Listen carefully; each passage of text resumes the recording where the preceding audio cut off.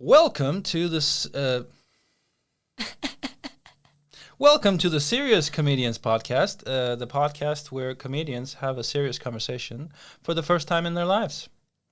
And today I have with me Mette Kousholt, my favorite Danish comedian. Oh. She's based here in Reykjavik, like myself, and we're gonna be trying to have a serious conversation. Have you ever had a serious conversation before? I feel like sometimes I feel like I'm too serious and people don't like it. Oh yeah? Yeah, like I'm. What?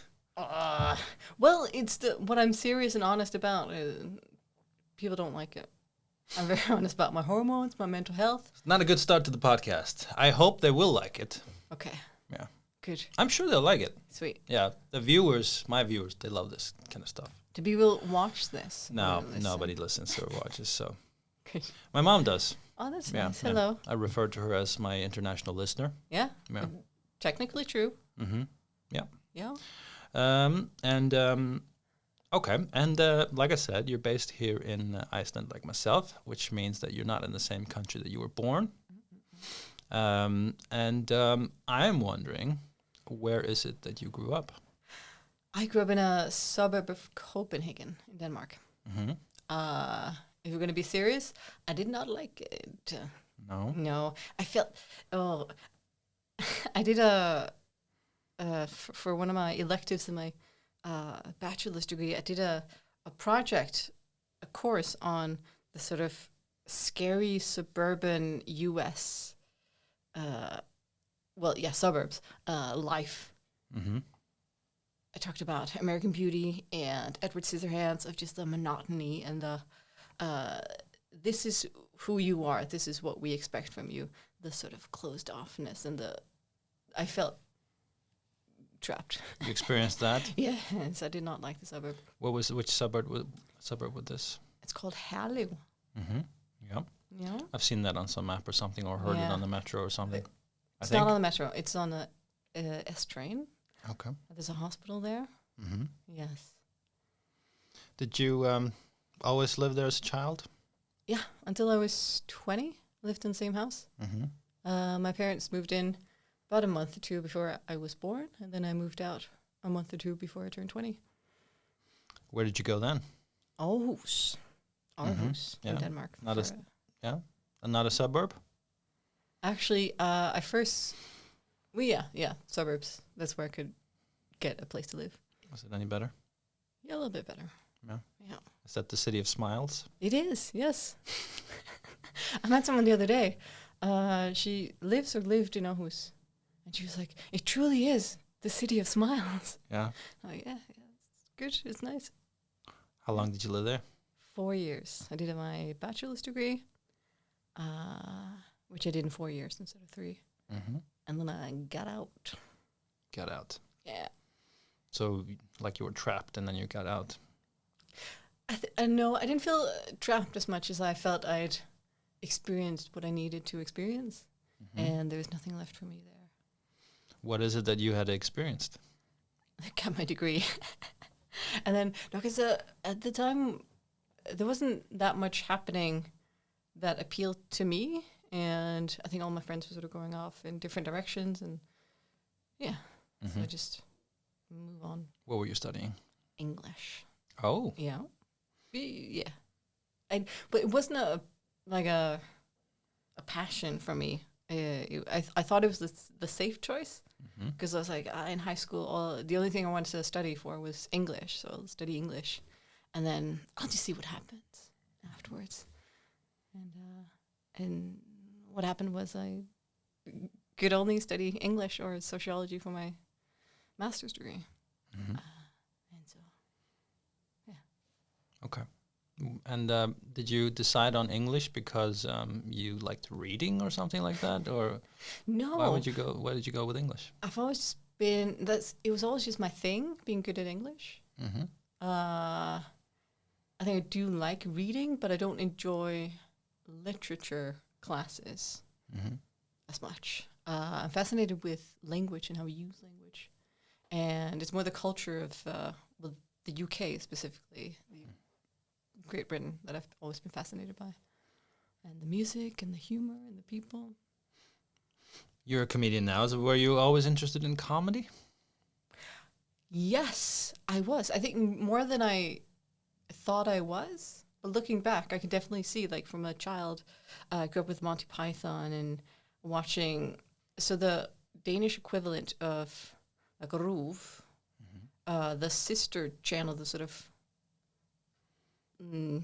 not the main one, but the other one, the channel that they used to show like alternative comedy, but alternative that could be like it's an all-female cast or it's a Indian cast or something, or it's really weird and alternative. So I would watch Mighty Boosh and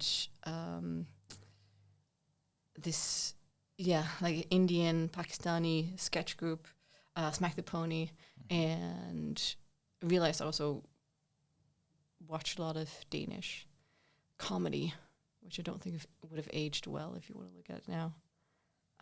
Danes like raunchy comedy, I think. Yeah, to some extent, which is why I also think that I wouldn't have started doing comedy if I'd only known about Danish comedy.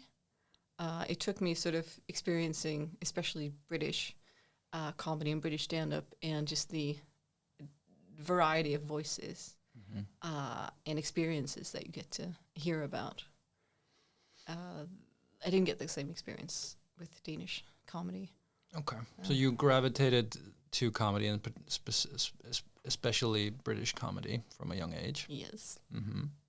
And then you were good at English, and you decided, why not go study English? You did your bachelor degree in Aarhus. And then you said that after that you could do a master's in English or sociology. Yeah, because my minor was in sociology. And what happened then after finishing university in Aarhus? So the one gap year I was supposed to take, it turned into 2 gap years. And then I moved back to Copenhagen. I was just going to go to Nepal for a few months, do some yoga. And I was going to go to Australia because my brother was there for a bit. But then the 2 months I thought I was going to spend in Australia turned into 7. And then I was like, I don't want to go back to Europe. So I went through Asia. And it was too late for me to start a master's. So I waited another year. Got some jobs, started volunteering because I'd moved back to Copenhagen, didn't really know anyone. So I had to also find people. And then after that, I started my master's in cultural sociology. But then I had to move to Esbjerg, the 5th largest city in Denmark. So you've been in some places in Denmark. I'm in some places. And did you know exactly what you were going to do when you were on this trip, or did you have to decide eventually, or how did that come about? Well, so the first part of it was planned in advance. I was going to go to Nepal, and then I was going to do some yoga. I found this yoga teacher training. I was going to volunteer at this eco project, and I was going to go up a mountain. But then, I planned 2.5 months. So I was like, I know what I'm going to be doing for these 4 weeks and then these 2 weeks. And then I'm just going to see how that goes. And for Australia, I was just going to go down and then I was going to see what happened. And then what happened was my brother broke up with his girlfriend. So him and I ended up traveling together and working. So he came over? He was there. So he had met... he was already there. Yeah, he'd met an Australian girlfriend. When he finished his master's, he just went to live there with her.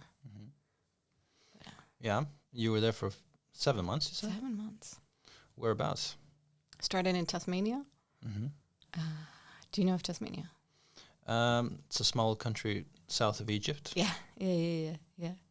It's actually stayed in the suburb of Tasmania where the Crown Princess Mary of Denmark grew up.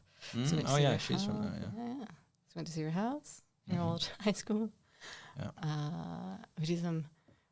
We picked berries, raspberries. It's a form of modern day slavery they have in Australia, of like getting. Oh, the people they have this work away, the young people working there visa kind of thing. Yeah. So we would get paid about an Australian dollar, which is like I'm not even trying to translate it into other currencies. $1 Australian dollar per punnet of raspberries that would then be sold for $10. So we do not get a lot of money. And so you're working at this plantation? Yeah, it's awful. That was your visa, that you had to work at this place like the whole time, or? No, so the way it works is you pay for a visa for a year to live and work in Australia, and then you can earn a second year by working in farms, or mainly farms actually, or plantations. I didn't earn my second year. My brother did. What do you have to do to earn it? Well, it is just like seasonal work or farm work, or. But you have to make a certain amount of money to be granted another year? No, it's not the amount of money. It's just the time spent. So I think it's like 6 weeks you have to work. Oh, you have to work a certain amount of time. Yeah. Yeah. Yeah. Sounds like it's a bit like a kibbutz or something, where you kind of just like, slave labor almost, or very, very... Yeah, but without the community feel. Oh, okay. Yeah. Just pure capitalism. Nice. Yes. And that was in Tasmania. How long were you in Tasmania? I think 2-3 months. Went up a couple mountains, and our parents came down, which is quite nice. Wow. And then we went to Queensland. Yeah. Where we picked clementines. Northeast. Yeah, exactly. Do you know citrus fruit is very sensitive? The fruit? Yeah. Easily hurt their feelings? Or? Yeah, pretty much. They bruise very easily. Oh, they bruise easily, yeah. Yeah, and so if it had rained, so if it had rained, we couldn't work, because then if we touched the fruit, they would bruise, and so they couldn't sell them. So we were living in this hostel that we had to pay for, but the hostel would facilitate us getting the work of picking this fruit. So if it had rained, which it did a lot, we were just stuck in this town called Bundaberg out in the middle of nowhere. I've been to Queensland, but yes. I don't remember Bundaberg. It must be a very small town. It's quite small. They're famous for their ginger beer.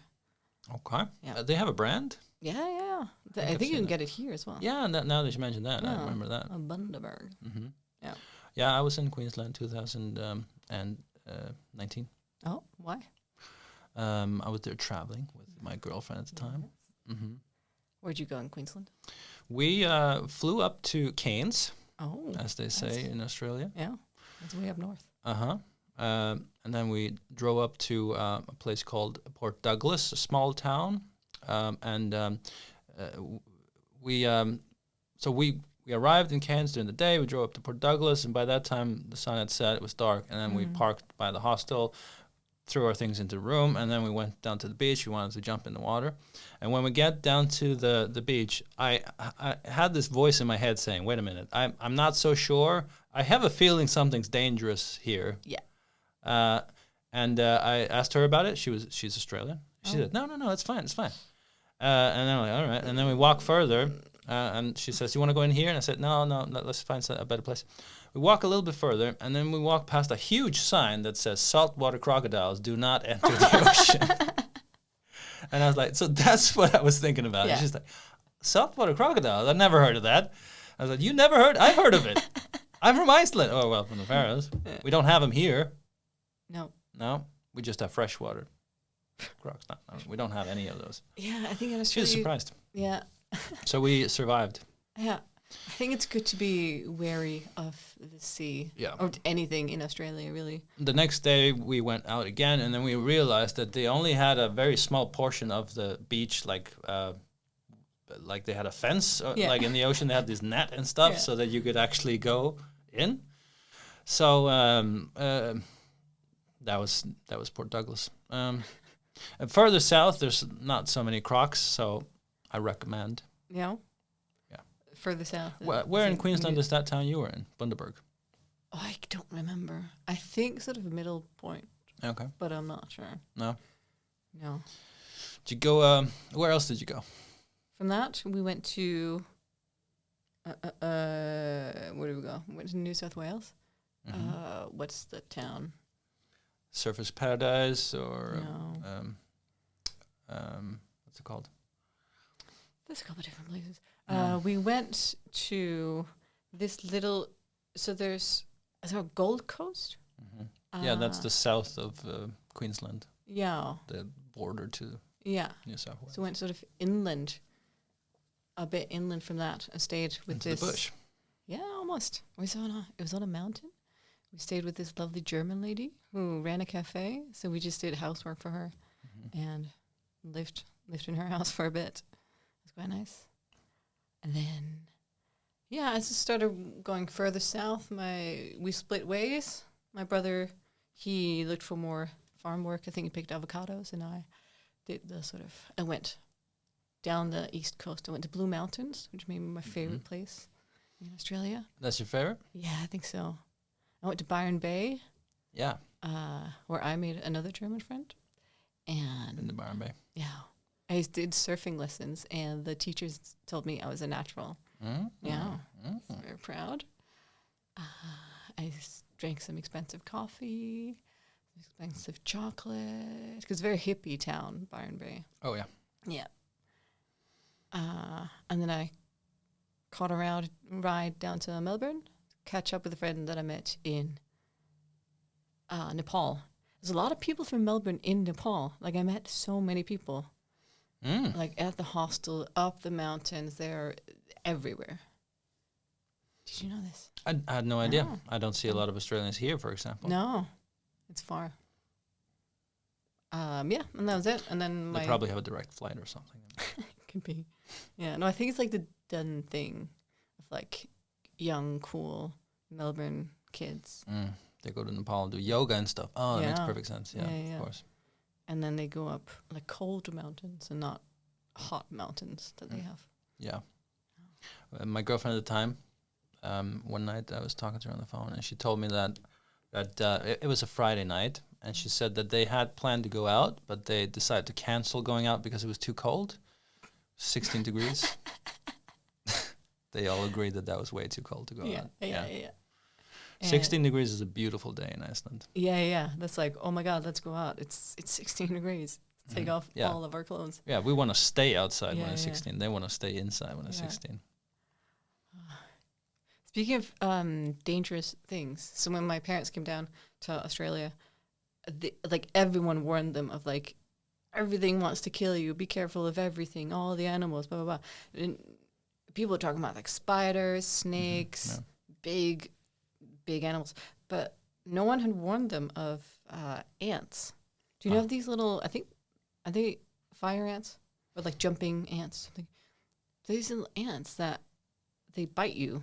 Like really, really hard if you walk on them or if you're breathing, I think. But they're just really aggressive. No breathing then? Yeah, no breathing around the ants. the I ants. didn't have any ant problems. No ant problems. No. No, I didn't. But Plenty of mosquito problems. Really? Oh, yeah. Yeah. You didn't have any mosquito problems? No, I don't remember any mosquito problems. But do you want to hear a crazy story What's about that? the ants? Go So on. my boyfriend's ex's mother, when they're 3 kids, and when they were little, their mother was driving in the car, and one of the ants bit her. And turns out she's allergic, and she found out in that moment of driving with her 3 little An ant babies. was in the car with her. Yes, the ant was in the car all along. Scary. So she had to, she could feel her throat sort of closing in. She was like, "Oh, better find a hospital," and so she just. And Australia is gigantic. You're never, you have to be pretty lucky to be close to a hospital. Yeah, but this was in Tasmania, in the Oh, suburb. that's not so big. Yeah. I think they were lucky. I guess that's where you want to be bit by an ant in the car. In the suburb, yes. If I had to choose. I had to choose. Or just in the hospital car park, ideally. Yeah. Or maybe walk just be around. already in the hospital. Yeah. Just get into the emergency room, sit down, and then get bitten. Then seek out some ants. See what happens. Yeah. Oh, anything want to bite me? I'm in the right place. The only thing that bit me in Australia was mosquitoes. Oh. Mm-hmm. I probably would have been bitten by mosquitoes, and I don't remember it being an issue. Did you see any cool animals in Australia?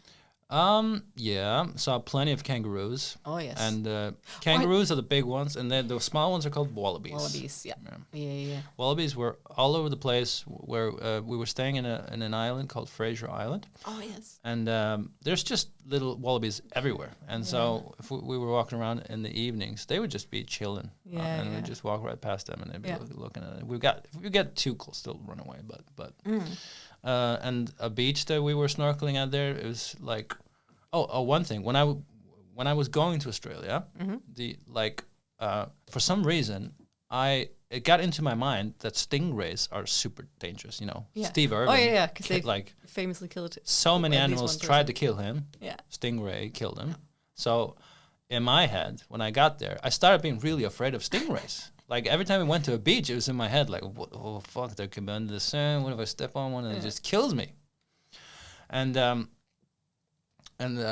then we went to this Fraser Island, and there's this bay with a beautiful beach, and there's a bunch of people snorkeling, and there's like a reef and a lot of different critters, and I'm walking like, and it's kind of like really shallow for a long time, and gradually gets deeper. So you're walking for a long time before you can actually jump in, and I'm just like walking really slowly, and as I'm walking, I can see there's a stingray there, and it like swims away, and I'm like, oh shit, they are here, and I was thinking about chickening out, but I decided to keep going, and I keep going. I keep seeing so many stingrays, and I'm like looking around, and I realize there's so many people here. If they were so dangerous, they would all be dead. Yeah. So I jump in, and I'm swimming there for about 10 minutes with my goggles on. Yeah. And then suddenly, through the like cloudy water, I see this huge turtle come swimming towards me, like a giant turtle. I love turtles. And it was just like chilling, just swimming around chilling. And I was like, I said, "Whoa, there's a big turtle here." Killed me. Yeah, so turns out I had a big barbs. Yeah. And just a really badass turtle. From a bad neighborhood. So I was really surprised, and I called out, a turtle. All the people come running over. And then the turtle obviously fucks off. Yeah. Yeah, so that's my turtle story. Oh, so you're the boy who cried turtle. Yeah. Nobody saw it. They didn't believe me. Who's this idiot? It's telling us there's a turtle. There's no turtle. Maybe, yeah. No, there was a turtle, I swear. Yeah. If anybody that was there is watching, I still, to this day, swear that it was. Yeah. Okay, so we have at least 3 things in common. We are Danish, according to our passports, and we are comedians. Yeah. And been to Australia. Yeah. Are we trying to find things we have in common? I guess we now. Yeah. Okay. Yeah. Well, we did. You didn't get bit by mosquitoes. I did. Yeah. Well, I probably did, but I didn't make a big deal of it. I did make a big deal of it.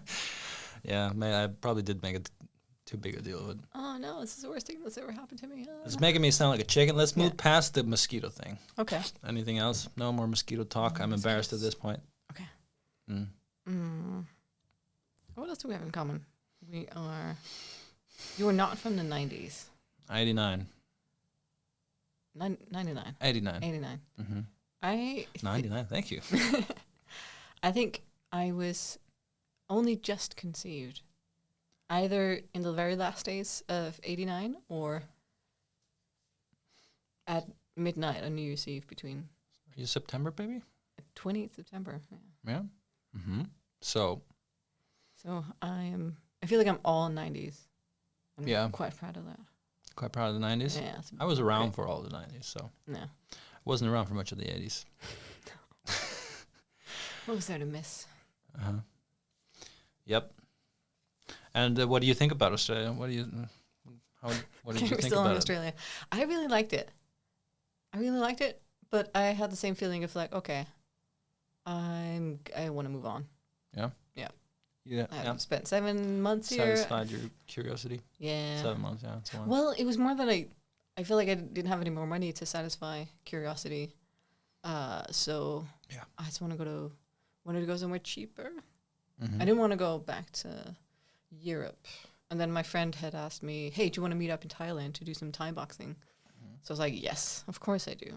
And so I had that goal of like, okay, then I have to be in Thailand at this point. Now I have these couple months until then. So went up to Singapore and then went to Sumatra in Indonesia, back over to Malaysia, the peninsula, and then up through Thailand. It's very nice. What years were this? This would have been 2015. So I left for Nepal in 14 when I just turned 24, and then I came back a year and 3 weeks later. What did you think about Thailand? I liked Thailand. Oh my God, the food was incredible. Yeah. I met a lot of interesting people. The worst place I went was this. So I'd been told, I was in a period of like, I'm just going to follow the universe, like look up for signs, see where the universe wants me to go.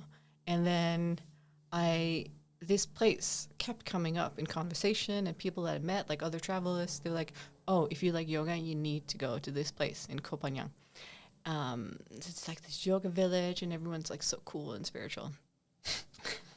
And so I went there, and it was the worst places I've ever been, because it's just like, it was just a commune of like rich, white, privileged people just mingling with themselves and enforcing their own type of cultish spirituality on each other. And they kept talking about like, oh, we don't want to go to Koh Samui or like other places in Koh Phangan because it's so touristy and it's like it's not authentic. But I went to those places that they didn't want to go, and I was like, well, at least people here are talking to each other. White people, tourists, are talking to the locals, spending money in the locals' shops and actually like interacting, whereas this place was just so segregated, and white rich yoga people were just supporting each other's businesses and not eating in the local restaurants or hanging out with locals. It reminds me of this thing I heard about. Where I heard about that people who travel to Southeast Asia, sometimes people go there with no money, like Westerners who could save up for a couple of months if they wanted to, but they go there knowing how cheap it is, and I don't remember what the term was, but it was something like beggism, like tourism, but you're just a beggar, Oh. So you just go there with nothing, and then you're just kind of like traveling by thumb or sitting there with a cup, just getting people's change for food. And it's just like, how crazy is that? Well, it does take a bit of money to get there. Yeah. Yeah. Yeah. You can't really use your thumb No. to get. Yeah. Yeah. Did you see anybody like that? Did you see any? I haven't been there. I don't know. Maybe. No. I didn't notice any. Didn't see any Western beggars. No. No, I didn't. I don't even remember that many local beggars. Okay. No. Maybe this was made up. Could be. No, I believe it. Certain type of people. What was your favorite thing about this whole world trip? Oh, that's a very good question. I think I'm going to need to... Okay. What was my favorite thing? We'll cut to commercial. Actually, this was one of my favorite things, apart from the incredible food I had in Thailand. Do you know the band McFly? Yeah. Do you know Busted? Yeah. Do you know Muck Busted, the McFly Busted supergroup? Yeah, I do. Yes. So I went to see them in Melbourne. I've never seen... Are they Australian? No, they're British. They were just there. Yeah, okay. They were just touring. I'm a huge fan of McFly. I've always been since I was 13, and they have a special place in my heart. And then I was just there, and I realized, oh, they're going to be here soon as McBusted. That's okay. I'll sing along to Busted. So I went to see them, and that was like a huge moment for me after like more than a decade of just being in love with these people. Seeing one of your favorite bands. Yeah. Supergroup. McBusted. What are the songs? What are the Busted and McFly are the same thing in my head. I don't. What are the McFly? I don't. Oh, this is getting serious now. Shots fired. Whoa. Yeah, this is a Serious Comedians podcast. Okay. What are the McFly songs? What are the Busted songs? All right, the McFly songs are Five Colors in Her Hair, obviously, Stargirl. What would you know? What would you know? They did one for Was Busted the year 2000? 3000. The year 3000. The year 2000. That would The just year been, 2000. oh, this is my day 4 years ago. Yeah, Busted is year 3000. Crash the Wedding. I think people know Busted more outside of Britain. Okay. Yeah. Okay. Busted, year 2000, Crash the Wedding. What did McFly have? Did they make any hit songs? Yeah. Five Colors in Her Hair, obviously. Oh, that was McFly. No, Yeah. no, sorry. I mean McBusted. That's McBusted. That's what I was trying to say. So they did do some songs, and I think a full album, and I don't remember. I was there for McFly. Yeah. Yeah. The fly part of them. Yeah. No, the muck part. The muck. The muck part. The mucky. Yeah, they needed more fly. Yes. Yeah, ideally. But to be fair, there was only 2/3 of the busted. So it's only McBust. I think. Oh, should have been McBust. Yeah, I think so. That made sense. Mm-hmm. So there's actually a lot of muck to less than full busted. If we're going to be technical about the whole band's Let's be technical. yeah. Okay, so that was the best part of the trip. Anything else that you remember that stands out? There was this in Nepal. There was this food place. It was called Western Tandoori, and it was one of those. It's really delicious, and it was a lot of locals went there. Food was good. Food was cheap, really, really good. But you also know, don't sort of question the hygiene, right? So it's a sense of excitement of like, this food is spicy in my mouth, but is it also going to be a bit spicy in the sense of coli or whatever? Mm-hmm. Yeah. So there's a bit of excitement. Did you have any issues? No, never. Oh. No. But I heard stories about the toilet, and I never... Didn't go to the toilet? No, I didn't really want to check if they were true. My hostel was close enough. Oh, you didn't hold it in the whole time? No. Okay, so what I learned about you today is that you don't get bitten by mosquitoes, and you don't have a very sensitive tummy. Mm-hmm. Yeah. That's my takeaway so far. Yeah, I'll take that. Mm-hmm. And after you did this whole world trip, yes. Did you when this trip was ending? Did you know that you were going to go back to university and go study?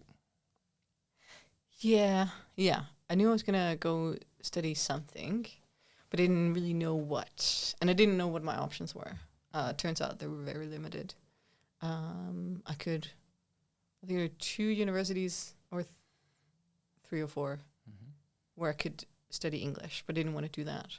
Were you looking inside Denmark? Were you looking at other places? I did look at other places, but I was. I'm spoiled in that education is free in Denmark, so the idea of borrowing a lot of money to go to university or go to learn something was a bit. I had to overcome that, and I did it. So I just looked at universities in Denmark. And then, there's one university that I could get into studying sociology, but I didn't really like the composition of their degree. The competition of their degree? Composition. Oh, the composition. Yeah, how it's like the subjects. But then I started volunteering, and I met this guy who was doing his master's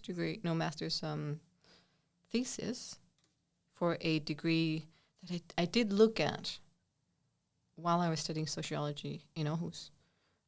But it was in Esbjerg, so I was like, no, don't want to go. It's a shithole town.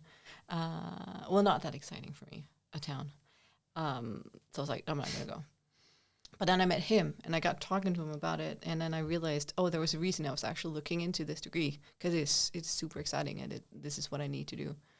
And yeah, I thought I would be able to live in Copenhagen and just commute, but the trains were too expensive.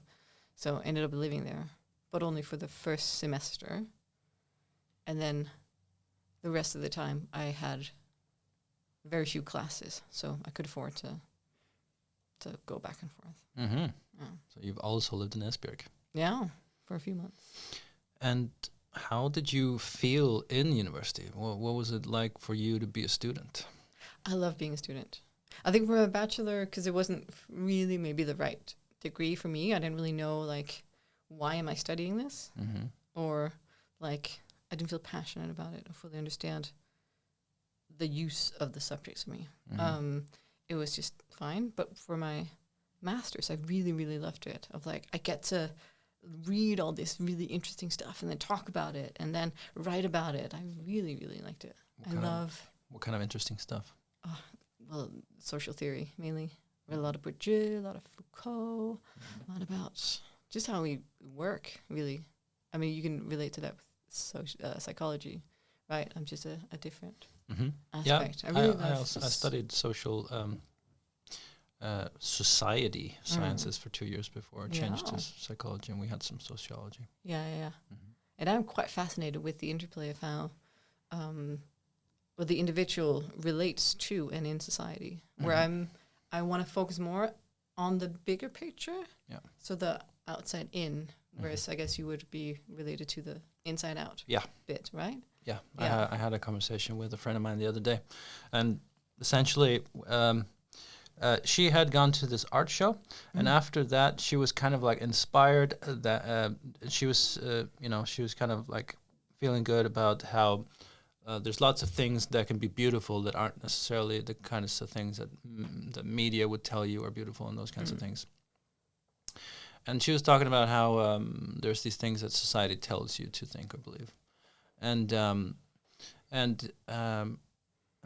from my angle, because I'm only working with individuals, and when I'm working, I'm always trying to figure out how did this person come to be the way that they are, how did they come to think the way that they do, and all these kinds of things. And so for me, it was kind of like I was just saying, well, so you're saying that, and people say that society tells you to do some things. Well, how? Where is society telling you this? Like, is there a Facebook group where it's like, society, here's what we tell you to do or think? How is it?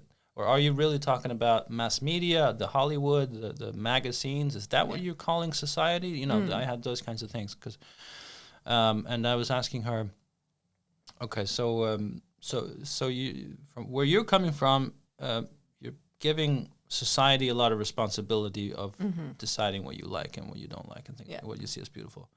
But so does that mean that you don't think that two people from the same society can find opposite things attractive, like things like that? That's the perspective I come from. And then at the end of the day, we just realized that we're just from different perspectives. And I'm damaged from my line of work that I'm so stuck in one side of this. Yeah. Well, I suppose I think you're both kind of right, but maybe we should break it down into cultures. Yeah. Instead of society as a whole. Right. Which I think there's a lot to take from looking at society as a whole, but we also need to figure out, like, we need to look at cultures as well, and streams of cultures, and what makes a certain person susceptible to the messaging and the hegemonic discourse in this stream of culture, this stream of society. Yeah, and as we were having this conversation, as I was realizing this was really about, different perspectives, then I also thought that, okay, she's from Iceland, extremely heterogeneous. Oh, is she? Oh, no, Iceland is. The culture. It's like a monoculture. Up until very recently, there was only Icelanders here, and there's one culture. And in the language, they don't even really have accents, for example. So I called it a monoculture. That and in that sense, there's one thing that the culture is, but in other places, there's not a monoculture. There's a lot of different cultures together. Yeah. So these are just some things that reminded me of when you. Yeah, and I think I've always seen the world like that, and I do consider Denmark to be a monoculture. Yeah. And I don't get along necessarily with that many Danish people. My friends in Denmark, they are either they're not born in Denmark or they are internationally minded like myself. So I would have met them studying in international environments or volunteering in international environments, or they have lived abroad and they have their relationships, romantic relationships, are with people who were not born in Denmark. So I do struggle to sort of make friends with Danish people. And I think that now that you're mentioning that, then I also come to think that this friend of mine, she grew up here, and she's living here in the same culture that she's from, and most of her friends are Icelandic. Yeah. Whereas I'm not from here. A lot of my friends aren't even from here, you know. So I have this very international outlook in life, so that's probably the difference in perspective there. Yeah. But I remember even as a child of like realizing that there are just different ways of seeing the world, and also the importance of how we describe the world and how we describe the people in it, and that people have different experiences based on something they can't control. Like I have one of my closest friends when I was a child, he's half Egyptian, and so his dad is Egyptian, and so he had his dad's non-Danish last name. And I remember even when we were like 10, he was talking about sort of worrying about getting a job. When he was older, he was like, maybe I should use my mom's last name when looking for jobs. And I was just like, how can we think about, like, why are we thinking about this? We're 10. Of like, why is your experience so different to mine? Why? I just remember the sort of injustice I felt back then. Do you feel any of that here? In Iceland, being a Dane? Well, being a Dane is a tricky, it's a weird situation because there's nothing, it's been so easy for me to move here. And by that I mean with the system. I just rock up and I let someone know I'm here. And then everything's taken care of for me. When I went to Registers Iceland, the person who registered me into the country was Dr. Gunne, who is like I didn't know him beforehand, but I was told he's like a massive kids entertainer. He's like a big deal in Iceland, but registering people into the country, that's just his like side hustle. So I thought it was just hearing everyone else's experience, or my friends' experiences who are not from Denmark or not from the EU. Their experiences with the system is massively different from mine. I had Dan Naba on this podcast a few weeks ago, and he was talking about that. Yeah, and I told him that for me it's almost like that you walk through the airport and they're just throwing the visas at you. You don't have to do anything. Yeah, you just I just had to sign a piece of paper and then it was taken care of. Yeah. Whereas that was not the experience for him. No, it is not. And I just like know other people who were like, maybe I can't get divorced because I don't know about my visa, or like, But in terms of like culturally, and getting a job has not been easy, but that it wasn't easy in Denmark, and I think that's more sort of being, having chosen to go in directions that makes me more susceptible to being stuck in like the precarious working life. So I mean, job has not been easy here. I wouldn't say that I have that many friends outside the comedy industry. Industry is a big term. That's not the right term. Not even a business. No. Outside of people who comedy scene get up on stage every once in a while. Yeah. But I don't know. I wouldn't know where to meet Icelanders. Apart from the ones who come to the international open mics. Yeah. But then again, I that's the same in Denmark, and that's my international friends' experience in Denmark as well. So I was prepared for it. Yeah. And so you've been having problems getting a job. But And you think that it would have been similar in Denmark if you were there? Well, it was, yeah. Yeah. Because I graduated from my master's 4.5 years ago, and by the time I moved here 2.5 years ago, I hadn't gotten a job. I'd been lucky to get like 1-2 month, like a short-term contract, using my degree, and some unpaid research work. And then it was cafes and internships and all that. And that kind of continued when I came up here. Did you know it was going to be like that? Did you have that expectation, or did you have anything? No, before I did my degree, or before when I you moved were here? studying, Yeah. like when you were imagining what it was going to be like too. No, because I thought that it would be easier to just figure something out.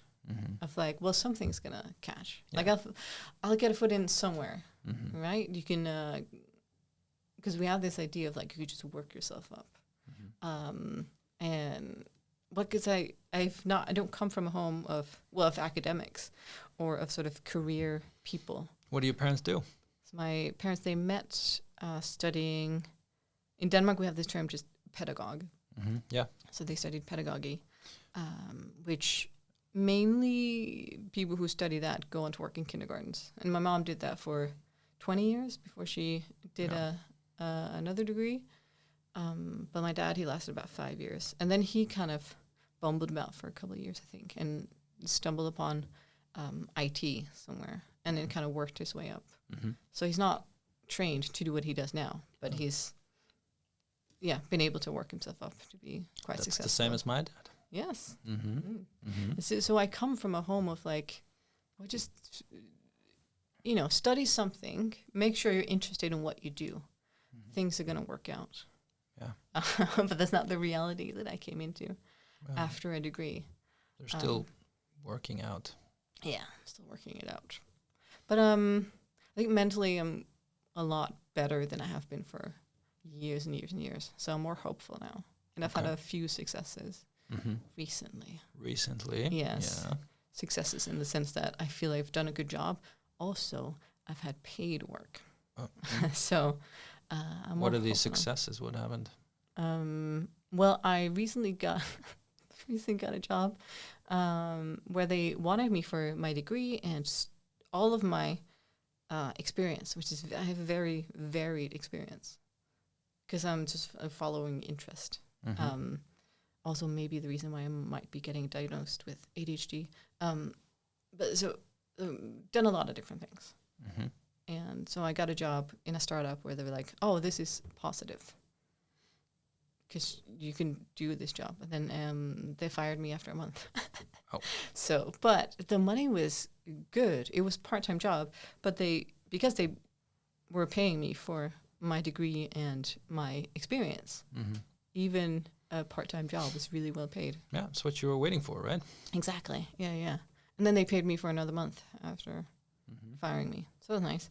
And then started doing some freelance writing for someone and just handed my first draft of the first article in. And she said, oh, this is like really good. I'm happy to send it to press. So like, for what is this? Are we doing like... You want to plug?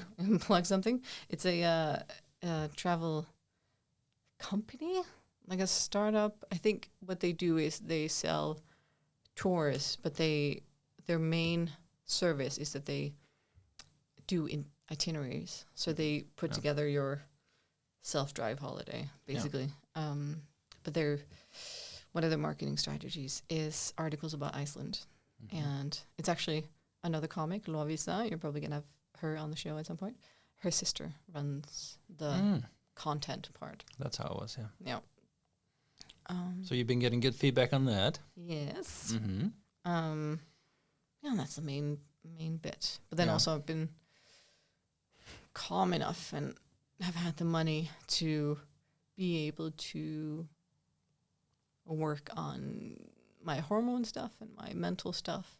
I realized there's a lot that I've not dealt with. Hormone stuff? Yeah. So I realized I have I've self-diagnosed, but the symptoms match and the treatment works. Something called PMDD. premenstrual dysphoric disorder, Mm-hmm. which when I first read about it, one of the sources said it was like PMS but extreme, Mm-hmm. which makes me feel really rad. Yeah. Like I'm the Tony Hawks of bleeding. Premenstrual means before menstruation, and dysphoric means feeling bad. Yeah. Disorder means that there's something that's not functioning as it should. Yes. So basically, it was pre and during my period where I was just... Yeah, the period doesn't make it more enjoyable. No, no, definitely not. So it's just like very severe hormone fluctuations. Okay.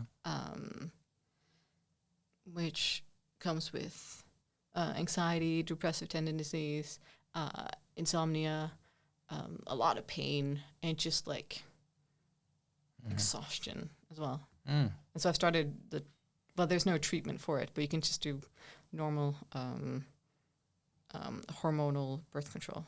That helps. Yeah, it really, really helps.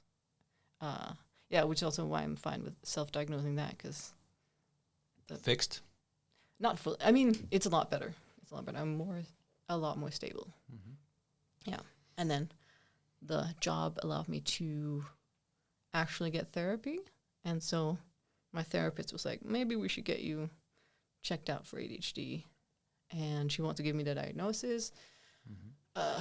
So I feel also mentally that I'm going to be better, I think. So that's good news. That's good news. Mm-hmm. Yeah. Was there anything else? Any other things that In in the good news category? the good news category? Nothing sort of tangible, I think. A little bird was singing in my ear that there might be some shows going on at yes. Loft. Oh, yeah. Tell me something about that. Okay, so there's this thing called Loft Hostel. It's a Oh, hostel. yeah. And In Iceland? in Iceland, Oh. Reykjavik, not far from where we're sitting. Mm-hmm. There's going to be some comedy shows. Oh. There's going to be some very good lineups. Yeah. Yeah. When's It's going to be When's the first one? 7th of December. And then the next one is 21st of December. Who's hosting? It's this, don't know if you've heard of him. I think he's like Faroese or something. I don't know. Another Faroese? Yeah. Jokon Hansen? Yeah. Yeah? Yeah. Yeah? Sure. The singer? Yes. What? No, it's Tater. Oh, yeah. Yeah. Another singer. The other singer. You're going for the singers. You know, I could have helped out, but if you want singers, Yeah, I I mean, understand. this is getting awkward now. If you want singers, I Do you want to bring it up? I can sing also, but it's fine. Can you sing? A little bit. Oh yeah, you. Karaoke. You went to your birthday party and it was a surprise karaoke party. Yep. I was not prepared for karaoke. No. No? You hadn't been practicing? No, I don't. I'm not comfortable singing. Oh. I don't do karaoke. But I did on the day because I was like, I want to be a cool guy. Was that the first time? Yeah. Did you ever did karaoke? I think I've done it like with other people. Karaoke is not a big Years thing and in years ago. Denmark, I don't think. Is it? No. No? No. It's in the Faroe Islands, it's huge. Yeah, because there's not a lot to do. There's just karaoke. Whale killing and karaoke. You're either singing or you're killing. Oh. Or both. Yeah, at the same time. Just sing along as you're... Yeah, it's not a digging good into- look. No. Depends on the song. Yeah. Now, what would be... What would be the best song to sing when you're slaughtering a whale? Some Adele, I think. Yeah? Because it's like Something emotional dramatic? and Yeah. Yeah. like you're acknowledging the gravity of the situation. Yeah. Yeah. Yeah, you should. That would be appropriate. Mm. Like, I realize that this is sad, Yeah. but I have to do it. Yeah. So pretend it's like your lover. I love you. Yeah. Yeah. This whale was cheating on me Yeah. with the ocean. The ocean. Yes. So there's the comedy shows at Loft. Mm-hmm. Yeah, that if this flew over your heads, we're doing this together. Yeah. There's no Titer, there's no Is it? Jokon Hansen. Okay. I'm sorry to disappoint you guys, but we shot a sketch today to promote. I didn't. Yeah, you're busy, Uh-huh. but the rest of the lineup. Was there any talks about you becoming their event manager, or what happened with that? Oh, I don't know if this is going to be on the podcast. So basically, the guy who could make the decision, he's on parental leave, but he Yeah. comes back December 1st. Okay, so still waiting for that. Yeah. Mm-hmm. But I feel like I have a good chance. Yeah. Yes. Everybody cross your fingers. Mm-hmm. So maybe get paid to do something I was already doing. That'd be nice. Good news. Yeah. Mm-hmm. That's great. Mm-hmm. And you were doing comedy shows at Loft. Yes. Lofty Ambitions. Yes. When did you get involved with that? When did we? That was beginning of 21. Beginning of last year. Basically for the same reason that we're doing it now is we need some stage time. Mm-hmm. And ideally stage time that we can control and, well, not control. Well, yeah, I guess control or have an influence over how much time we're doing. More Maybe- flexibility than an open mic. Exactly. Or the Icelandic version of an open mic where you get 5 minutes. And just a chance to curate our own culture around the open mic and with the audience. But also mainly just stage time. Mm-hmm. It's nice to have more than 5 minutes in front of people who participate. Mm-hmm. Yeah. Yeah. And speaking of open mics, Mhm. do you remember the first time that you did an open mic? I did. It was October 19th, 2017. Oh, very specific. Very specific. Well, it's my nephew's birthday, so I remember the date for that. But yeah, because I had been going to open mics almost, at least once a week for about a year or so, and I had been getting really, really into stand-up comedy and comedy in general, like for a couple of years. And then I was like, I really, really want to. I'm scared to do it, but I really, really want to. But I can't not do it anymore. So I set myself almost like a bucket list of things I wanted to do before I turned 27. Because in my head, I was like, well, Sarah Pascoe, she was the first comedian that I saw where I thought, oh, someone like me could actually do stand-up comedy. Mm-hmm. Like someone I could do stand-up comedy. Mm-hmm. Not in the sense that I hear a lot of people say, oh, I saw this person, they're really bad. And I was like, I can do better. But for me, it was like, oh no, I'm allowed. Because I really, really like her. She's so good. And she was 27 when she started. So in my head, I was like, well, it's okay. I could start when I'm 27. Sarah Pascoe did. I ended up not performing my first set before I turned 27, but I had booked it. But I was too scared to start in Copenhagen because everyone, the big guys, the small guys, they are on the open mics. So I just like, but also maybe someone who knows me will be in the audience, or I don't want to like make a fool of myself and be shit in front of like the big guys of comedy. So I went to London for the first time. It was in October 2017, and then went back in January for 3 more shows. So coincidentally, it was on your nephew's birthday. It wasn't your nephew's birthday party or something. No, and no, you decided no, to no, grab no. a mic and No, that was just it just quick. happened to be the Yeah. date. Okay. Yeah. And you flew to London. I flew to London. You must have researched in advance where you could go, or Yeah. So I had booked it at least more than a month in advance.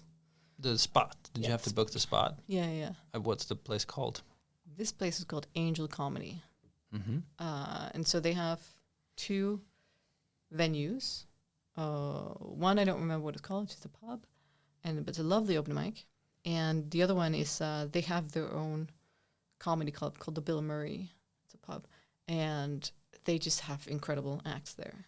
And as well as performing, doing my very first set at the open mic, I went to the Bill Murray at least once, I think a couple of times on that trip as well, just to see other people. Mm-hmm. It's a really good club. And when you were booking it, was Mhm. it for 5 minutes? Yeah. Mm-hmm. Yeah, 5 minutes.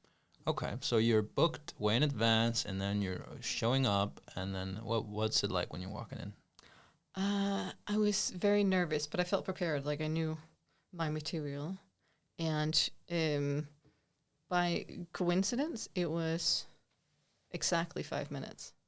And then I noticed all the boys who were also performing, they went over their time.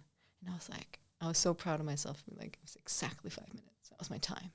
I got an applause, which was really rare for a first time. But then the host had prepared people to be like, oh, be nice to her. It's her first time. But then I had done enough homework, listened to enough podcasts about comedians talking about comedy in their first time and starting out, that I knew not to let the applause get to my head, to be like, okay, it was a good start. I need to just do more now. But I didn't do any more until January, when I went back to London. Do you remember? Do you remember how it felt when you got on stage and you had to start talking? No, I don't remember the feeling of getting on stage. Do you remember how you felt when you were performing? While? No, I think I was just... You're just in the zone, not thinking about it, or were you like noticing people's reactions? Or? Oh, I think it's all just kind of... I think the adrenaline just means everything's kind of gone from me now. I had written stuff down on my hand, I think. I still do that. It's a good move. So it's just like focused on trying to remember the jokes. Yes. And do you remember any of the material, what it was about? Did you talk about Sims? No, not then. I did talk about I'm so vegan. So I had a couple of I'm so vegan jokes. Were you vegan? Are you vegan? Plant-based, but which means I'm not very strict about the lifestyle of veganism. I'm wearing wool at the moment. Wow. And this was made for me. If I were vegan, I would have said, no, Mom, don't make me a wool sweater. I had honey today. So plant-based. But on stage, I'm vegan because it's funnier, easier to just have the sharp. Make jokes about. Yeah. Do you remember any of the jokes?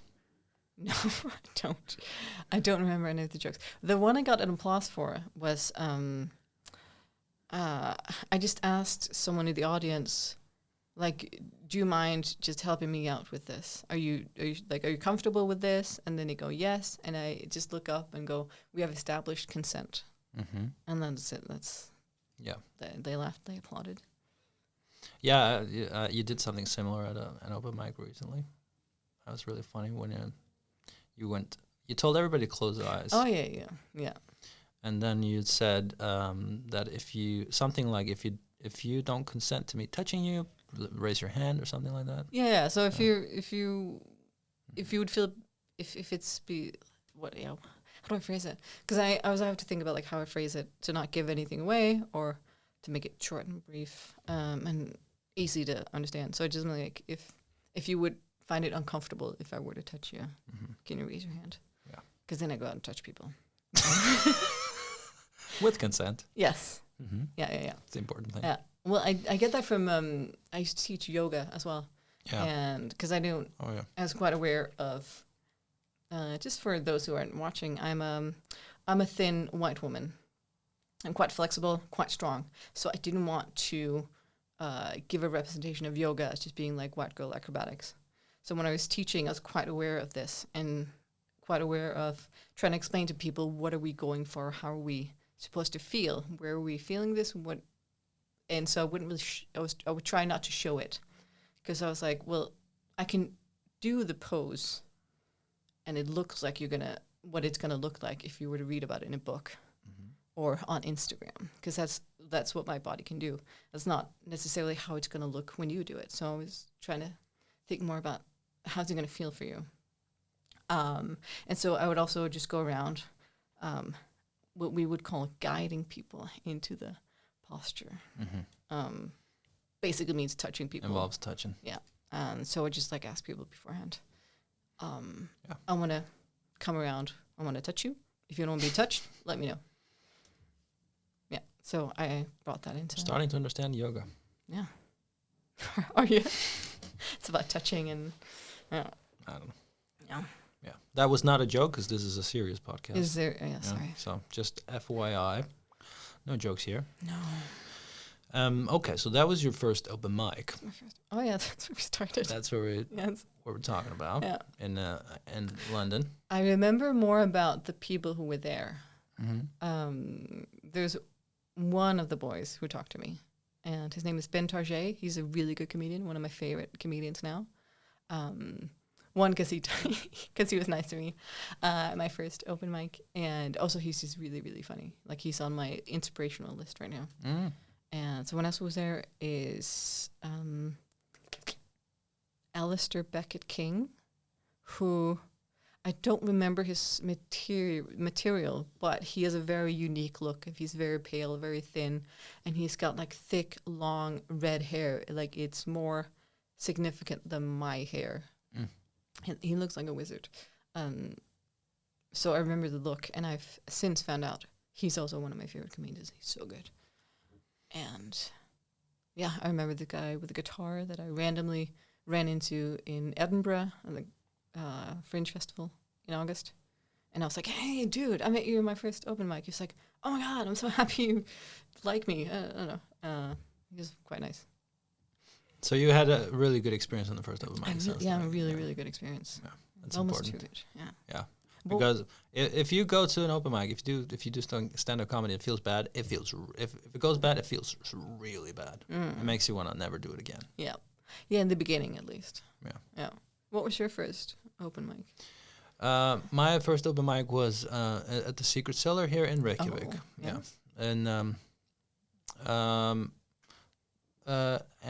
it was probably the summer of 2019. Oh. Yeah, summer of 2019. And I really liked it. I probably just did 3 minutes. And at that point I had known for a while that I wanted to do stand up. So I had been writing down any funny idea that I had for about a year. So I had something when I started out. And it was okay. It wasn't fantastic or anything, but it wasn't bad. And I was just really happy that I finally took the step, because it's something that I had wanted to do for such a long time. And originally, like way back when I first started, like I was maybe 20 when I first thought, I was watching stand-up comics and I was like, wow, that's really cool. I wish I could be one of those. Yeah. And I told a friend of mine that, I was thinking about it. I think I'd really love to be a stand-up comic.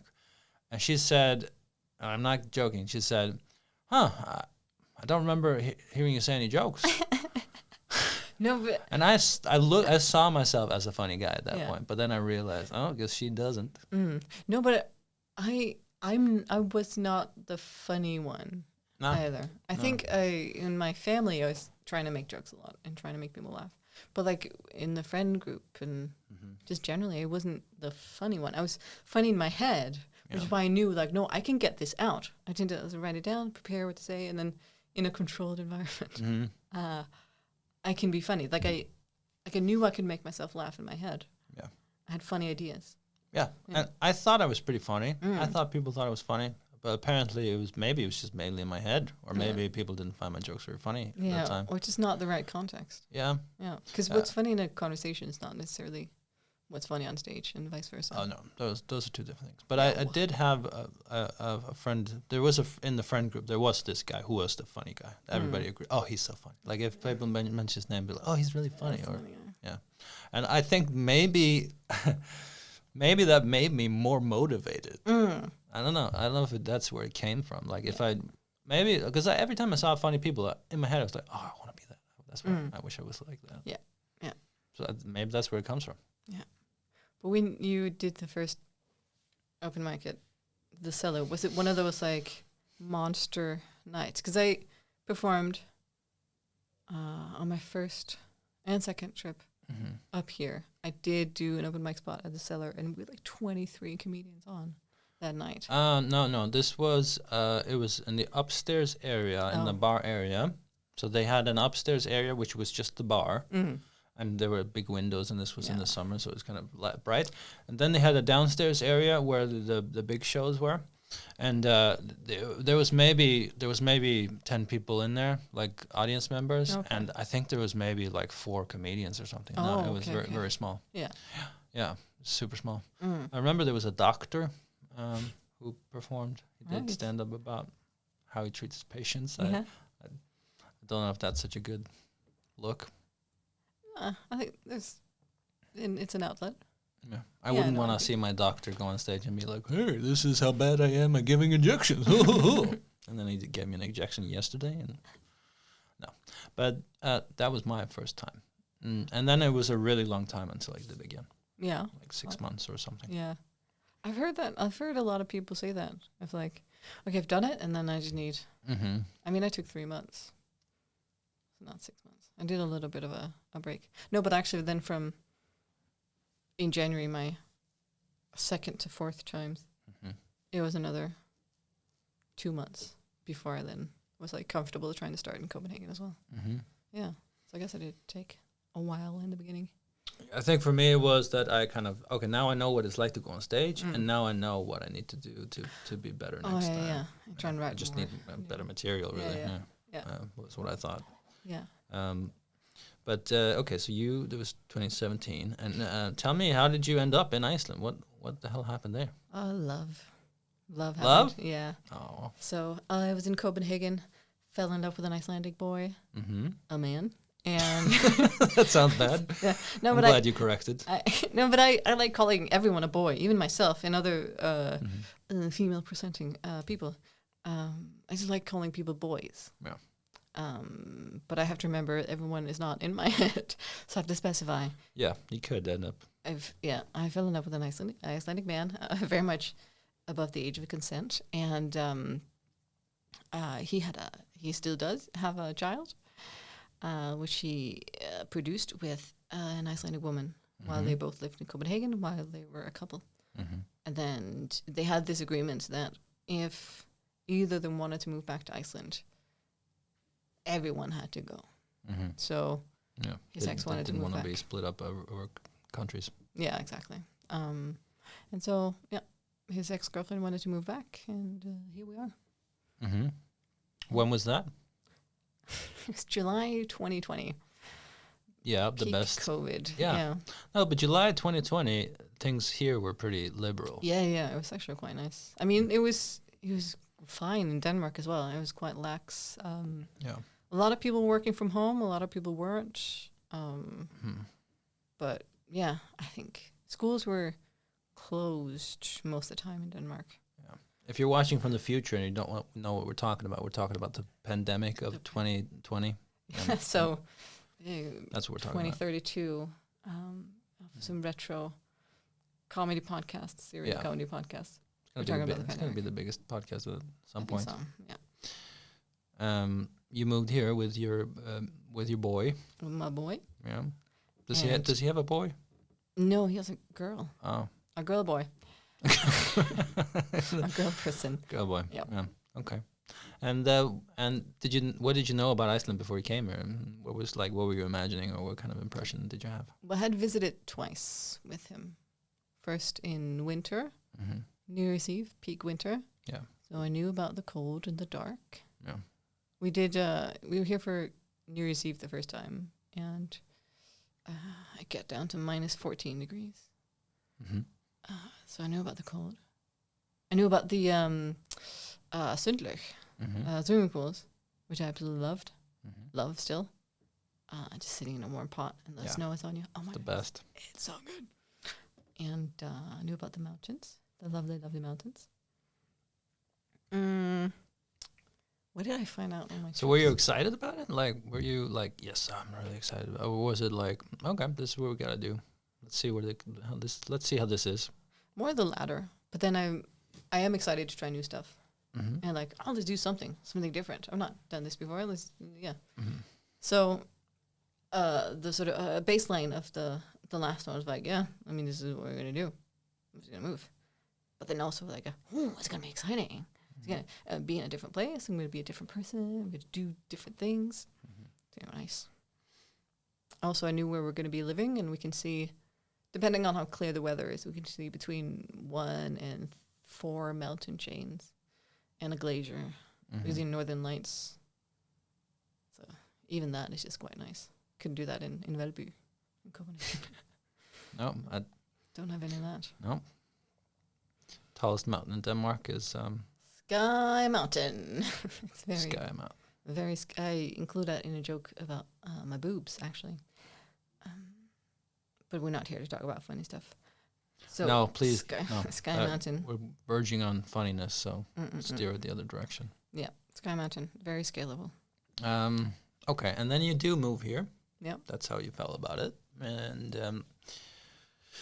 And well, what was that first period like? How'd you feel? I felt it good. I don't remember much of it, but I knew I needed to get to know people and my own people to not be dependent on my boyfriend. So I just went straight to an open mic. I think the day after we landed, or something, or the week after, and yeah, just started meeting people. And because there were still open mics, there were not a lot of audiences, and we were mainly upstairs in the cellar. But yeah, just went straight to open mics, started meeting people. As soon as you came here. Yeah. And then... Did you know about the cellar before you moved here? Yeah, because I'd seen it. seen shows. I'd done at least one open mic when visiting. And when the cellar was going on, were you ever asked to do any of the, like, quote-unquote real shows on Fridays or Saturdays or Thursday, non-open mic stuff? Yes. Yeah, it was. It was mainly Thought Office ones, but I think some of the others as well. Yeah. Yeah, because by that point, I'd been doing stand-up for 3 to 4 years, I think. Yeah, 3 years. 2? What did we just say? March 2018 is when I started regularly, so 2 years, 2.5 years when I moved up here. So I did have like quite good material that I knew how to perform well, so I just go up to the open mics, do my best stuff, and then the owners were like, okay, I'm going to put you on. I mentioned The Sims earlier because that's one of the bits you were doing when I first saw you, I think. I don't know. I think so, yeah. So you liked The Sims when you were younger? Yeah, still do. I like him again. Oh. Yeah. Re-love?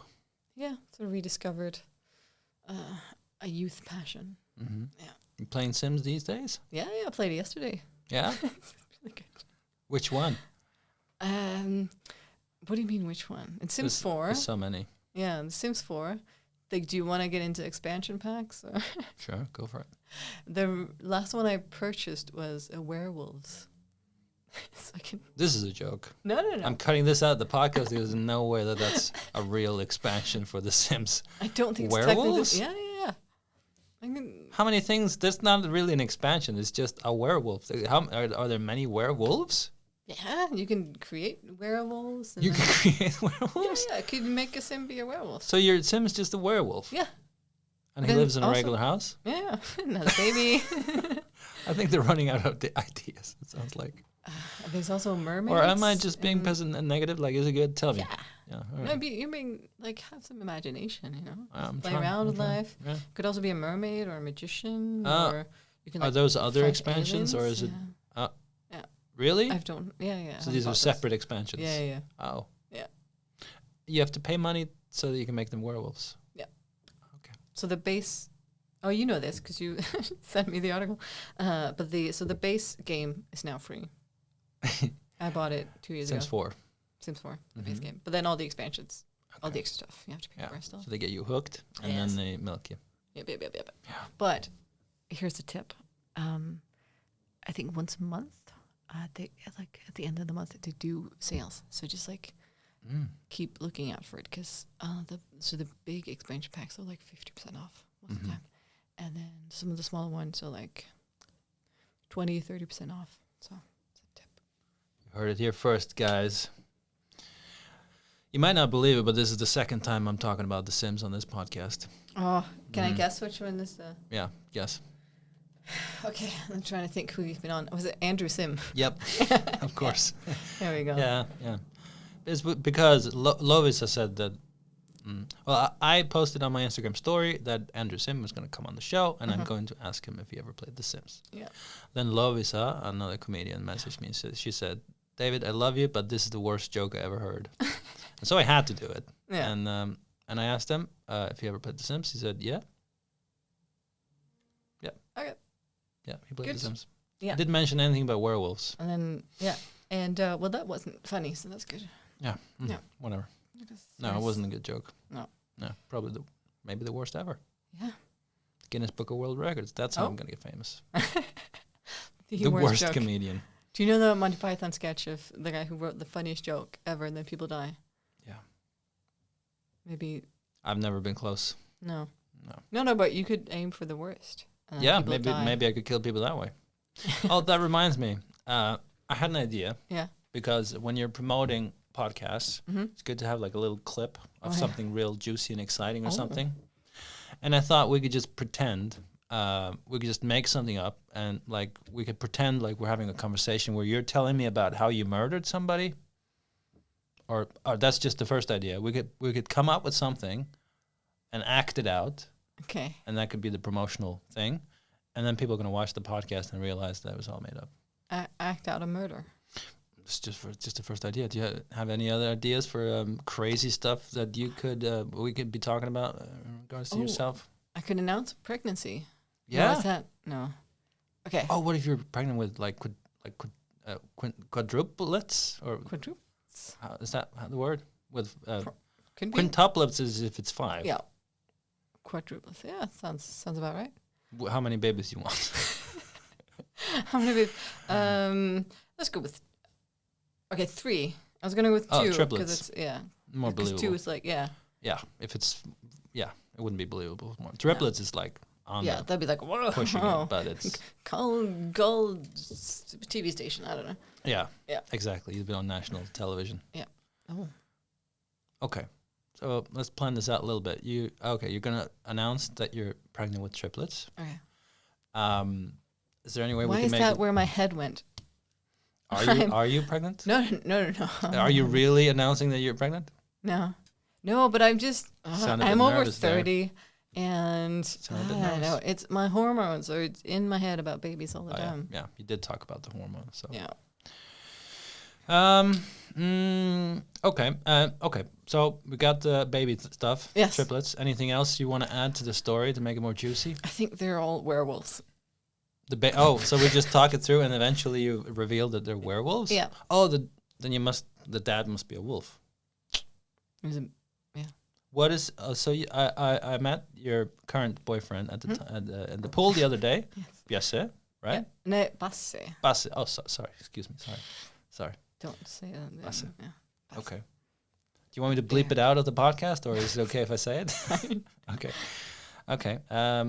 All right. So we're going to be talking about how you're going to be announcing that you're pregnant, and I'm going to be asking, so is Basse must be the dad, and then you tell me no. Actually, is that what you want to do, or what do you want to do? I'm having second thoughts About this idea? Yes. All right. We could do something else. But I feel like we're into it now, and we'd have to. Having second thoughts. Are you worried about people thinking you're actually pregnant and then congratulating I you? feel like or it's not something? exciting enough. People are like, yeah, whatever. Yeah, that's where we gotta And then escalate. if people, because people are gonna believe it, and then gonna be like, oh, then you can't do comedy anymore. Sorry, You can do you're gonna be comedy. a boring. You can do comedy if you got triplet werewolves. Yeah, I don't know. I feel like, I don't know. Keep me on. All right, so I'm just gonna start this. So, is there anything else going on in your life that you'd like to tell me about? Okay. I wasn't gonna say, but like, okay, I'll say it. Okay, A secret? a little secret. It's a very exciting one. Do you want to hear it? Yeah. Yeah. What is it? It's okay. I'm gonna reveal on the podcast that in fact, I'm gonna have some babies. Like real babies? Real babies. Babies? Babies. What do you mean? Like three ones inside of my body, and You're then pregnant? out. Pregnant with triplets? Yeah. Wow. Is that possible? Apparently, took Well- it's hard work, but we got there. So you, how far along are you? As far along as you need to be to know that there's 3. Yeah, 3 Yeah. months sounds about right. Yeah, 3 months. Yeah. Yeah. Okay. Well, wow. Triplets? How was that? How like were you in the scanner and? Oh, I thought you meant how did they? No, I didn't wonder if you 'Cause had it's- sex 3 times or something. Yeah, because they're like it's just standard one. Yeah, just a normal way. Yeah. But when did you how did you find out there was triplets? Just the normal way you find out that there's babies. Yeah, the scanner. Scan and then they see 3. There's 3. 1, 2, 3. How did you feel about that? I was like, oh my god, that was such a small house. That's what I felt. Yeah, I imagine. Yeah. Oh wow, so you're gonna have 3 newborns in some months. Yeah, and up Wow. a lot of stairs. Yeah. It's gonna be tough. Wow. Yeah. Like, how do you feel about that? Are you worried or you feel good about it? Let's see what happens. Okay. See if I'll keep them all. Okay. Wow. And your boyfriend is Basse. Yeah. Is he excited? What was there more? There's more. There's something I haven't told you. What? He's a little bit upset because technically, biologically, not fully his babies. Oh my God. I don't know what to say. Maybe I don't know what to say either. Because I was out in the forest. I was out for a run. It was getting dark and cold, so I was like, "Oh, let's go in here and warm up for a bit." So I had a fire, and then there was a nice wolf man, and then I don't know one thing. Wolfman. Wolf man. Is that what you said? Yeah. Am I dreaming? Wolf Is man. this? Are you for real? Yeah. A wolfman. A wolf man, and then What do he look like? What do you mean? What do he look like? just quite hairy, but like with So literally a man that's like a wolf. to get sharp ears, and they were too far up to be like normal ears. His nose was quite pointy, Mm-hmm. and long fingernails, and bad Okay. breath, and but he was quite charming, quite alluring in a way. A deep voice, Yeah. intense Charming eyes. and alluring. Deep voice, yeah. Yeah, Okay. and it was cold. He was warm with his fur. One thing led to another. One thing led to another. So Noah Bassi hasn't taken it well. Working through some stuff. Yeah. Also, because he's going to be supporting the people. So he's still supportive. Yeah. Yeah. I mean, He's got his own. he's got it, yeah. He's got his own. I got my Yeah. own. He did one with someone else. Yeah. Why wouldn't you be able to? Yeah. And then That's there how were that 3. works. Yeah. Are you worried that they might be wolves? Yeah. Quite worried. Because I don't. I don't really know how to. Like, what did they eat? Do we have to like wolf-proof the house? You don't have to baby-proof the house, but is it like special for like wolf babies? I don't know. I have no idea. No. This is not something I spent any time thinking about before. This is a very unique situation you've gotten yourself into, Mette. Yeah. Mm-hmm. Yeah. I think I need to find like a support group on Facebook or something to look it up. I wonder if this wolf man has done this before. Probably. He seemed. What was he doing in the forest? That's where he lives, I think. Is he just standing there waiting for joggers all day? Yeah. Yeah. No, I think he's just hanging out. Have you talked to him since? Have you talked to him at all? Was there any We never talk? had You said any he had a deep voice, but did you talk?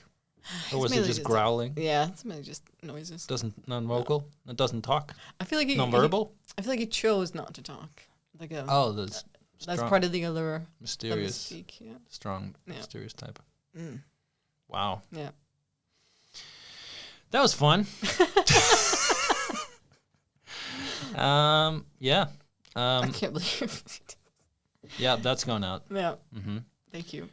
Do you have anything to add to that? I'm sorry I've been so funny. Oh, there's another thing I wanted to ask you about, Yeah. and because you did the Fringe last year. Yes. Which one? Wait, yeah. You did the Fringes. Yes. Mm-hmm. I've done a couple of fringes. And are you planning the Fringe next year? A Reykjavik fringe, yes. Yeah. So I wanted do a show. What I'm thinking now, and this might change, but I don't think I have that much time to change it. It's about how I want to find out how I want to be a clown. So a show about how I want to be a clown. Are you going to be a clown, or are you just going to talk about how you want to be a clown? Mainly just talk about how I want to be a clown. Oh. But then kind of explore different... A hesitant clowner. Yeah. Or just like different...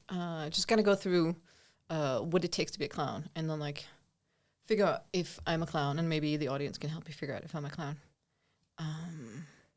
But I think for the Reykjavik Fringe, it's going to be a test show. Okay. And then I need to decide if I want to do Edinburgh Fringe or other fringes in the UK. A solo show completely? Yeah. How much time do you want to do? 60? Yeah, a whole hour? Yeah. Mm-hmm. Okay. That's the way to do it. But clown, you gotta... Okay. Well, Yeah. Well, there'll be some talking. Yeah. I'll be touching people.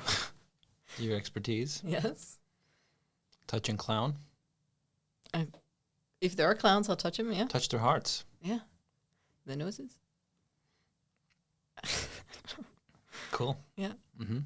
Do you have any advice for somebody who's doing the Fringe for the first time? Prepare a couple of days after to just recover. Okay. Yeah. Why is that? I mean, I guess it's tough. Oh. I think there's just Exhausting. a lot. There's a lot going on. Even with the Reykjavik Fringe, which is just a few, like it's just a week. There's so many shows. There's so many people to see and meet, and so much to do. I need recovery time afterwards. And they even, I think at least this year, they were the organizers of Reykjavik Fringe were quite good at like sending out emails like, oh, make sure you try and rest, make sure to try to exercise and eat well, and yeah. Okay, so your advice is about what you do after the show. That's interesting. So that's the hardest part? Well, because I think you need to be prepared for how exhausting it actually is. What is it that's exhausting? Well, it is so many impressions, so many things to do. And at least for me, I get overwhelmed with impressions. And if I need to sleep really well to be able to just cope. And I don't sleep well normally. So, and then I forget to sort of eat properly, and I don't exercise during the Fringe because there's so much to do. Mm-hmm. And then I'm talking to people, and I have to be on, and I have to, yeah. What is it that's so much to do? Because, okay, you're doing the shows. That's you watch other shows. You have to watch other shows? You don't have to, but you want to, because they're there. Okay. And you have to know what the buzz is about. You have to support your friends. Yeah. Yeah, you're right. Yeah. So you're going to be going to a lot of shows, including your own. Yeah. How many shows is it that you do? How many did you do at the Reykjavik Fringe? 2. Okay. And especially, no, but it is exhausting as well to be on stage for that long. Even if it seems, even if it is fun and you know the show well, it's still like you have to be on for that amount of time. Mm-hmm. So, yeah, I don't think that's just for the first couple of times you do the show or the first couple of times you do festivals. I think it's just, in general, like everyone feels exhausted. So if you can, try not to do your day job while you're doing the Fringe. That's a must. Yeah. Yeah. Apparently it's going to be the end of June, the beginning of July. Yeah. This one, the next one. Okay. Well, thank you for that advice. And I think that's the time we had for today. Yes. Thank you so much for joining. Thank you. Wonderful to talk to you and learn all about your adventures with the wolves. And we've been all over the place. Went all over the place. Yeah, all over the world. Yeah. Mm-hmm. All over my life. All over your life. Yeah. So do you have anything you want to share? About yeah, because I feel like we've talked a lot about me. Mm-hmm. What about you? How do you feel? Well, what do you want to know? Are you happy? Am I happy? Yeah. I'm actually really happy, yeah. Good. Yeah. What are you happy? That sounds... Okay, let me phrase it. I was going to say, what do you have to be happy about? And that sounds really snarky. But yeah. Like what do you have to be happy about? Yeah. Well, I have a I have a great hobby, Yes. which is working as a psychologist. Yes. And I love my job, being a serious comedian. No, but seriously, I love my job. I love comedy, and I don't know, it's just all very fun. And we're gonna be doing the shows at Loft. I'm excited about that. Yes. It's so good. Oh, just as a teaser, if anyone like is in Iceland and knows about Icelandic comedy, you want to come. Well, you want to come to both of them, but I know December 21st. It's close to Christmas. It's dark. It's cold, but show up. It's good. Yeah, It's gonna be good. gonna be very good. Very good. 7th of December and 21st of Yeah. December. It's gonna be the shows at Loft. And you'll see myself and the werewolf lover. Yes. Wonder if you'll have a bit of a bump. Mostly just gas at that point. I think. It's very likely. Yeah. Okay. I hope that people are going to be thinking that you're really serious with it. Pregnant with triplets. That would be wonderful. Yeah. Be very funny. Mm-hmm. Which is not the point of this podcast. No. Does everyone do one of these? What? Will they have to make up something? No, there's just something that came up when we were talking about this. 'Cause, I just had an idea. What if we made up something crazy? Okay. So like Arnor, he had to just like Yeah. not drink a thing, and then I have to make up a whole story about triplets. Yeah, I'm putting it all on you. Yeah. I ran out of ideas, so now I'm just going to be telling people that they got to figure it out. Okay. Maybe I guess that will become a theme. I don't know what I'm going to be asking the next person. But yeah, thank you so much for joining me. Thank you. Until next time. Goodbye. Bye.